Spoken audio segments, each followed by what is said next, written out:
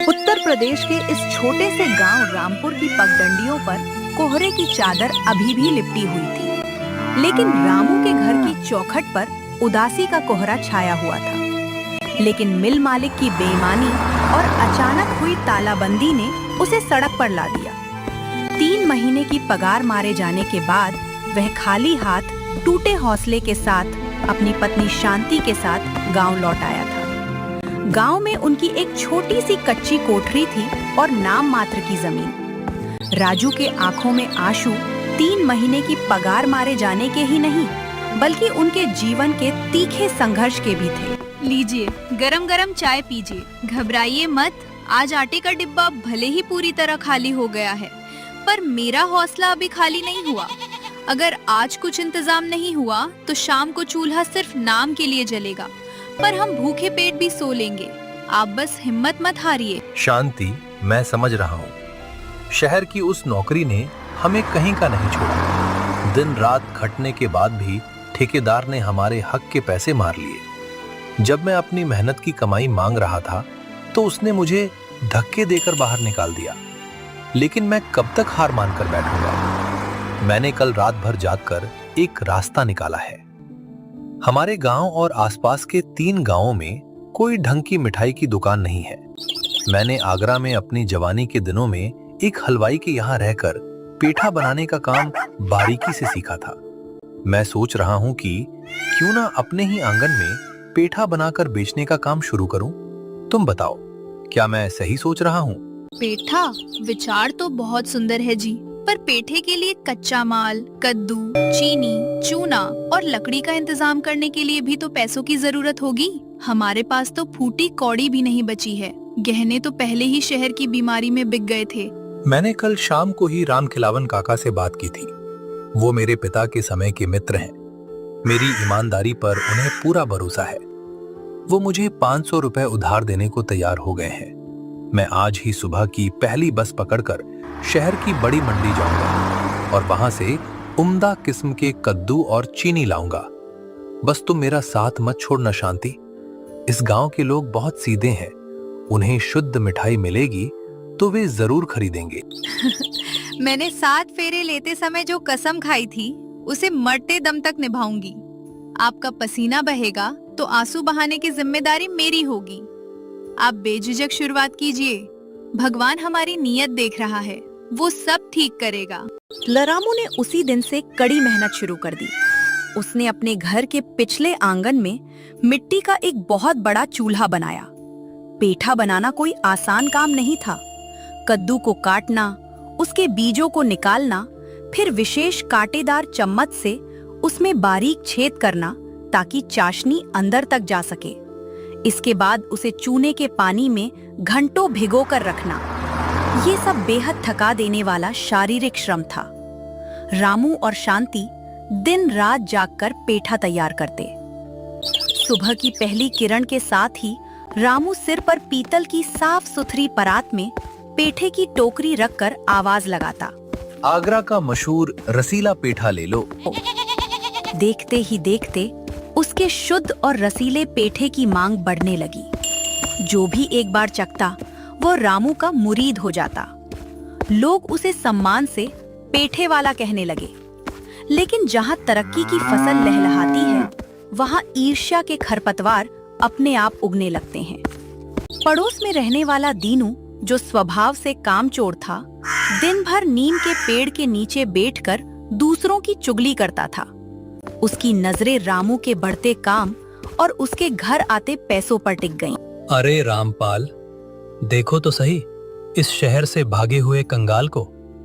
कल तक इसके घर में चूल्हा जलाने की औकात नहीं थी और आज बड़ा भारी व्यापारी बन बैठा है।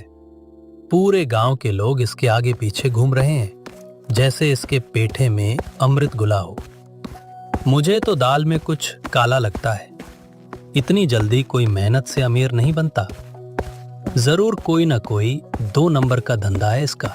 पर दीनू भाई, रामू का पेठा सच में बहुत स्वादिष्ट होता है। कल मेरे बच्चों ने खाया था। वे तो तारीफ करते नहीं थक रहे थे और वो साफ सफाई भी बहुत रखता है। अरे तुम क्या जानो रामपाल, तुम तो सीधे हो, कोई भी तुम्हें चूना लगा देगा। ये जो शहर से लौट कर आते हैं ना, बड़े शातिर होते हैं। ये मीठा पेठा खिलाकर पूरे गांव को अपना गुलाम बना रहा है। देखना, एक दिन इसका असली चेहरा मैं सबके सामने लाऊंगा। मुझे बर्दाश्त नहीं होता कि कल का भिखारी आज हमारे सामने कॉलर खड़ी करके चले। दीनू का गुस्सा और ईर्ष्या केवल बड़बड़ाहट तक सीमित नहीं रही। वह दिन रात रामू को नुकसान पहुंचाने के उपाय सोचने लगा। उधर रामू इन सब बातों से बेखबर अपनी धुन में लगा था। एक शाम रामू अपनी खाली टोकरी लेकर और जेब में कुछ नए नोट लेकर बहुत खुश होकर घर लौटा। उसने बड़े गर्व से शांति के हाथ पर अपनी कमाई के पैसे रखे। शांति, देखो, आज भगवान की कृपा से दोपहर होने से पहले ही सारा पेठा बिक गया। आज मैंने काका राम खिलावन के उधार के बचे हुए पैसे भी पूरे चुका दिए हैं। और यह देखो, घर के पूरे महीने के राशन के लिए भी पैसे बच गए हैं। अब तुम्हें उस फटी साड़ी में और नहीं घूमना पड़ेगा। अगले हफ्ते तुम्हारे लिए नई साड़ी लाऊंगा। मुझे नई साड़ी नहीं चाहिए जी। आपकी ये तरक्की और खुशहाली ही मेरी सबसे बड़ी पूंजी है। ये सब आपकी ईमानदारी और रात दिन की मेहनत का फल है। लेकिन आज जब आप दोपहर में दूसरे गांव गए थे तो दीनू भाई हमारे कुएं पर आए थे। वो बहुत अजीब और डरावनी बातें कर रहे थे। क्या कह रहे थे दीनू भैया? हमारी तो उनसे कोई दुश्मनी नहीं है। जब से आए हैं हमेशा सम्मान ही दिया है उन्हें।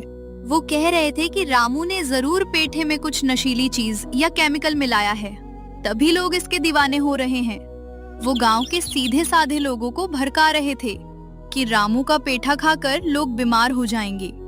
वो कह रहे थे कि वो गांव के मुखिया जी से इसकी लिखित शिकायत करेंगे और हमें गांव से बाहर निकलवा देंगे। क्या उस इंसान की इतनी हिम्मत? मैंने कभी सपने में भी किसी के साथ बेईमानी नहीं की। अपनी रातों की नींद हराम करके उबलते हुए कड़ाहों के सामने खड़े होकर खून पसीना एक करके मैं ये पेठा बनाता हूँ। दीनू खुद दिन भर जुआ खेलता, लोगों की चुगली करता है, माँ बाप के पैसों पर ऐश करता है और मेरी मेहनत पर कीचड़ उछाल रहा है। मैं अभी जाकर उसका कॉलर पकड़कर पूछता हूँ कि उसका मुझसे क्या बैर है। नहीं जी, रुक जाइए। गुस्से में की गई बात हमेशा और बिगड़ जाती है। ईर्ष्या की आग को गुस्से के पेट्रोल से नहीं बुझाया जा सकता। ईर्ष्या का जवाब सिर्फ अपने काम की शुद्धता और धैर्य से दिया जाता है। अगर आप उससे लड़ने जाएंगे तो गांव वालों को लगेगा कि आप सचमुच डर गए हैं और कुछ छुपा रहे हैं। आप शांत रहिए। जिसने सच का पल्लू थामा है उसे किसी का डर नहीं होना चाहिए। शांति ने उस वक्त तो रामू के गुस्से को शांत कर दिया, लेकिन दीनू के दिमाग में ईर्ष्या का जहर किसी नाग की तरह कुंडली मारकर बैठ चुका था। उसने गांव के कुछ अनपढ़ और सीधे साधे लोगों को इकट्ठा करना शुरू कर दिया। उसने एक सोची समझी साजिश के तहत अफवाह फैला दी कि रामू के पेठे को खाकर रामपाल के छोटे बेटे के पेट में भयंकर दर्द हुआ और वह अस्पताल पहुंच गया। यह बात गांव में जंगल की आग की तरह फैल गई। अगले दिन जब रामू अपनी टोकरी लेकर निकला तो नजारा बदला हुआ था। रास्ता सूनी लग रहा था। जो लोग रोज उसका इंतजार करते थे, आज उन्होंने अपने दरवाजे बंद कर लिए। कुछ लोग उसे दूर से ही शक और नफरत की निगाह से देख रहे थे। रामू दोपहर तक धूप में भटकता रहा, पर उसका एक भी पेठा नहीं बिका। वह भारी कदमों से घर लौटा। दोपहर होते होते दीनू ने काका राम खिलावन, रामपाल और गांव के मुखिया ठाकुर महेंद्र सिंह को अपने साथ लेकर रामू के घर के बाहर एक बड़ी भीड़ इकट्ठा कर ली। बाहर शोर सुनकर रामू और शांति बाहर आए। मुखिया जी, काका, देखिए इस ढोंगी रामू को। शहर से क्या आया, हमारे मासूम गांव के बच्चों की जान का दुश्मन बन गया है। ये जो पेठा बेचता है उसमें घटिया सड़ी हुई चीनी और कोई जहरीला केमिकल मिलाता है ताकि लोग इसके आदी हो जाएं। कल इस रामपा के बेचारे मासूम लड़के ने इसका पेठा खाया और रात भर बेचारा दर्द से तड़पता रहा। ऐसे कसाई को हमारे गांव में रहने का कोई हक नहीं है। हाँ मुखिया जी, कल मेरा बेटा बीमार तो हुआ था। दीनू भाई कह रहे हैं कि पेठे की वजह से ही हुआ होगा। दीनू भैया, भगवान का खौफ खाओ। झूठ की भी कोई हद होती है। तुमने अपनी आंखों से मुझे रात रात भर जाग कर काम करते देखा है। मैंने हमेशा गंगा जल जैसी साफ सफाई से और सबसे उम्दा चीजों से पेठा बनाया है। तुम मुझ पर ऐसा घिनौना और झूठा इल्जाम सिर्फ इसलिए लगा रहे हो क्योंकि तुम मेरी तरक्की बर्दाश्त नहीं कर पा रहे। अरे सुन रहे हो भाइयों, चोर उल्टा कोतवाल को डांटे। अगर तुम इतने ही सच्चे हो तो आज पंचायत के सामने दूध का दूध और पानी का पानी हो जाएगा। मुखिया जी, इसका फैसला अभी और इसी वक्त होना चाहिए, नहीं तो कल कोई और बच्चा बीमार पड़ जाएगा। शांत हो जाओ सब लोग, चिल्लाने से फैसला नहीं होता। रामू, मामला बहुत गंभीर है। दीनू ने जो इल्जाम लगाया है वह सीधा गांव के बच्चों की जान से जुड़ा है। अगर इसमें रत्ती भर भी सच्चाई हुई तो तुम्हें भारी जुर्माना भरना पड़ेगा और गांव छोड़ना होगा।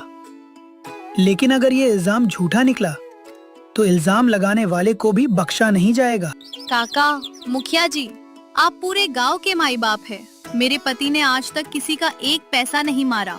हम गरीब जरूर हैं, रात को सूखी रोटी खाते हैं, लेकिन हमारे ईमान में कोई खोट नहीं है। ये दीनू भैया सिर्फ और सिर्फ जलन के मारे ऐसा कर रहे हैं क्योंकि हमारा काम अच्छा चल रहा था और ये दिन भर जुआ खेलते हैं। आप खुद हमारे घर के अंदर चलिए, हमारी रसोई देखिए, हमारे पेठे की जांच कराइए। तुम चुप रहो शांति। मर्दों के फैसले में औरतों का क्या काम? मुखिया जी, ये औरत अपनी मीठी बातों से आपको भटका रही है। इसके घर के अंदर कोई केमिकल छुपा होगा। इसका फैसला तुरंत होना चाहिए। माहौल में तनाव चरम पर था। दोपहर की तीखी धूप में हर कोई सांस रोके खड़ा था। रामू और शांति एक तरफ अकेले खड़े थे, मानो पूरी दुनिया उनके खिलाफ हो गई हो। दीनू के चेहरे पर एक कुटिल विजयी मुस्कान थी। उसे पूरा विश्वास था कि उसकी साजिश कामयाब हो गई है और अब रामू का धंधा और इज्जत दोनों हमेशा के लिए मिट्टी में मिल जाएंगे। तभी काका राम खिलावन को उनके तजुर्बेकार दिमाग में एक अचूक युक्ति आई। ठीक है, बहस करने से कोई फायदा नहीं है। रामू, तुम आज सुबह का बनाया हुआ पेठे का पूरा थाल अंदर से यहाँ बाहर लेकर आओ। रामू बिना किसी हिचकिचाहट के अंदर गया और कांसे की बड़ी परात में सजे हुए पेठे लेकर बाहर आया। पेठे एकदम बर्फ जैसे सफेद, रसीले और ताजे दिख रहे थे, जिससे एक सोंधी सी महक आ रही थी। काका ने परात को अपने हाथ में लिया और भीड़ की तरफ देखा। दीनू कहे हो कि इस पेठे में जहर या कोई घातक केमिकल है। तुम इस गांव के एक जिम्मेदार नागरिक होने का नाटक कर रहे हो और तुमने ही यह लिखित शिकायत मुखिया जी से की है। इसलिए पंचायत का यह आदेश है कि सबसे पहले इस पेठे के 4 बड़े टुकड़े तुम खुद खाओगे। अगर इसमें कोई खराबी होगी तो हमें तुरंत पता चल जाएगा। अगर तुम सच्चे हो तो तुम्हें खाने में कोई डर नहीं होना चाहिए। ये सुनते ही उसके चेहरे का रंग उड़ गया, पैरों तले जमीन खिसक गई। वो हकलाने लगा और कदम पीछे हटाने लगा। नहीं नहीं काका, मैं क्यों खाऊं? जब मुझे पहले से ही पता है कि इसमें जहर जैसी कोई चीज है तो मैं अपनी जान बूझकर जान खतरे में क्यों डालूं? आप किसी और को खिलाकर देख लीजिए। काका, दीनू भैया को डरने की जरूरत नहीं है। अगर मेरी नीयत में खोट होती या मेरे इस पेठे में एक भी दाना मिलावट का होता तो मैं इसे खुद कभी नहीं खाता।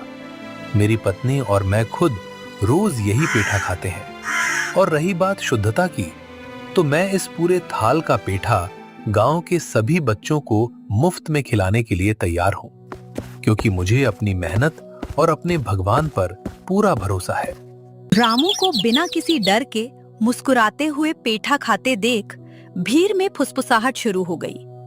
तभी रामपाल का छोटा बेटा, जो खेलता हुआ वहां आया था, दौड़कर रामू के पास गया। बच्चे ने रामू के हाथ से पेठा लिया और मजे से खाने लगा। वह पूरी तरह स्वस्थ था।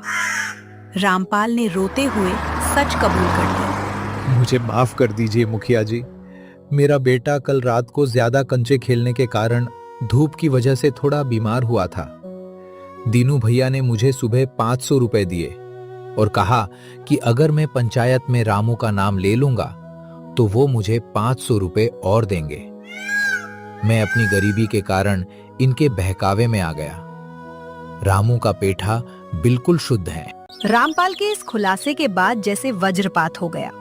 दीनू का झूठ, उसकी मक्कारी और उसकी ईर्ष्या पूरे गांव के सामने पूरी तरह बेनकाब हो चुकी थी। भीड़ में खड़े लोग अब दीनू को थू थू करने लगे। दीनू का सिर शर्म से झुक गया था, उसकी घिघी बंद गई थी। दीनू, तुम्हारी आंखों की ईर्ष्या और तुम्हारे दिल का गुस्सा आज तुम्हें ले डूबा। रामू और शांति शहर की मार खाकर यहाँ आए। उन्होंने हार नहीं मानी, अपनी मेहनत के दम पर अपने पैरों पर खड़े हो रहे थे, और तुम एक निकम्मे इंसान की तरह उनकी तरक्की देखकर जलभुने जा रहे थे। तुमने एक गरीब के पेट पर लात मारने की कोशिश की। मुखिया जी, इसे कड़ी से कड़ी सजा मिलनी चाहिए। दीनू, तुमने गांव का माहौल खराब किया है और एक निर्दोष पर झूठा लांछन लगाया है। पंचायत तुम पर 2000 रुपए का जुर्माना लगाती है जो तुम रामू को दोगे, और तुम्हें पूरे गांव के सामने रामू और शांति से माफी मांगनी होगी। रामू, मुझे माफ कर दो भाई, मुझसे बहुत बड़ा पाप हो गया। मैं तुम्हारी तरक्की देखकर अंधा हो गया था। ईर्ष्या ने मेरी बुद्धि भ्रष्ट कर दी थी। मुझे माफ कर दो। दीनू भैया, आप मुझसे बड़े हैं। गुस्सा और ईर्ष्या इंसान को किसी और का नुकसान पहुंचाए न पहुंचाए, खुद उसे अंदर से खोखला कर देते हैं। अगर आपने जितनी ऊर्जा मेरी बुराई करने और यह साजिश रचने में लगाई, उतनी ही मेहनत अगर आपने किसी छोटे से काम में लगाई होती, तो आज आप भी अपने परिवार को एक खुशहाल जिंदगी दे रहे होते। संघर्ष हम सबके जीवन में है भैया, लेकिन दूसरों के बने हुए घर को गिराकर कोई अपना महल नहीं खड़ा कर सकता। मैंने आपको माफ किया, मुझे आपसे कोई पैसा नहीं चाहिए। रामू की इस दरिया दिली ने पूरी पंचायत और गांव वालों का दिल जीत लिया। दीनू रोते हुए वहां से चला गया, लेकिन आज वह एक बदला हुआ इंसान था। उसकी ईर्ष्या की आग रामू की क्षमा की मिठास के सामने हमेशा के लिए शांत हो चुकी थी। इस घटना के बाद रामू के पेठे की साख पूरे इलाके में और मजबूत हो गई। अब केवल रामपुर ही नहीं, बल्कि आसपास के 10 गांवों के लोग रामू के यहाँ पेठे का ऑर्डर देने लगे। रामू की दुकान अब आंगन से निकलकर गांव के मुख्य चौराहे पर एक पक्की दुकान के रूप में तब्दील हो चुकी थी। मेहनत रंग ला चुकी थी और गरीबी के बादल छट चुके थे। एक शाम दुकान बढ़ाने के बाद रामू घर लौटा। आज उसके हाथ में एक सुंदर सा डिब्बा था। उसने वो डिब्बा शांति के हाथ में दिया। शांति डिब्बा खोलती है, उसमें एक सुंदर लाल रंग की रेशमी साड़ी थी। उसकी आंखों में खुशी के आंसू आ जाते हैं। इसकी क्या जरूरत थी जी? मैंने कहा था ना कि मुझे आपकी तरक्की से बढ़कर कुछ नहीं चाहिए। ये सिर्फ एक साड़ी नहीं है शांति, ये तुम्हारे उस विश्वास का इनाम है जो तुमने उस दिन मुझ पर दिखाया था, जब हमारे घर में आटे का एक दाना भी नहीं था। तुमने मुझे ईर्ष्या का जवाब गुस्से से देने से रोका था। अगर उस दिन मैं लड़ पड़ता तो आज हम यहाँ ना होते। रात गहरी हो चुकी थी। रामपुर गांव की हवाओं में अब किसी ईर्ष्या का धुआं नहीं था, बल्कि दूर दूर तक फैली हुई थी तो बस रामू के ईमान की खुशबू और उसके पेठे की अमर मिठास। रामू और शांति ने ये साबित कर दिया था कि यदि इरादे नेक हो, जीवन साथी का साथ हो और मन में धैर्य हो, तो दुनिया की कोई भी कड़वाहट आपकी जिंदगी की मिठास को कम नहीं कर सकती। संघर्ष हर इंसान के हिस्से आता है, लेकिन विजेता वही बनता है जो ईर्ष्या की आग को अपनी मेहनत के पसीने से बुझा देता है।